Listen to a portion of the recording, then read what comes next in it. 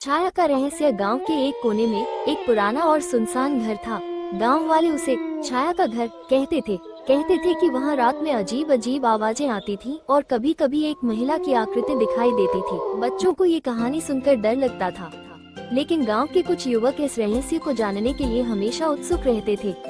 एक दिन 4 दोस्त राज, सुमित, सीमा और नईशा ने तय किया कि वे इस घर में रात बिताएंगे। वे सभी अपने अपने डर को छोड़कर इस रहस्य को उजागर करने के लिए तैयार थे। शाम होते ही उन्होंने घर की ओर कदम बढ़ाए। घर का दरवाजा धीरे धीरे खुला और चारों ने अंधेरे में प्रवेश किया। घर के अंदर सब कुछ पुराना और धूल से भरा था। दीवारों पर मोल्ड के निशान थे और फर्श पर पुरानी खामोशी का राज था। सबने फ्लैशलाइट की रोशनी में इधर उधर देखा। अचानक सीमा ने एक चित्र देखा जो दीवार पर लटका था।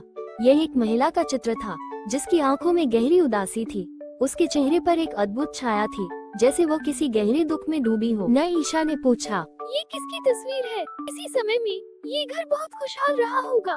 राज ने कहा, शायद यह महिला यहाँ की पूर्व मालिक है। जैसे जैसे रात गहराने लगी, चारों ने एक कमरे में बैठकर अपनी अपनी बातें की। लेकिन अचानक वहाँ एक अजीब सी ठंडी हवा चली। सबने एक दूसरे की ओर देखा और तभी एक आवाज आई, मुझे यहाँ से जाने दो। चारों ने चौंक कर देखा। आवाज कहाँ से आ रही थी?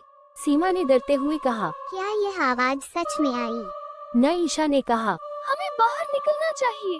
राज ने कहा, नहीं, हमें ये जानने की जरूरत है कि यह क्या है। तभी सुमित ने कहा, शायद हमें उस महिला के बारे में और जानना चाहिए। सभी सहमत हुए और उन्होंने चित्र के नीचे झुककर ध्यान से देखा।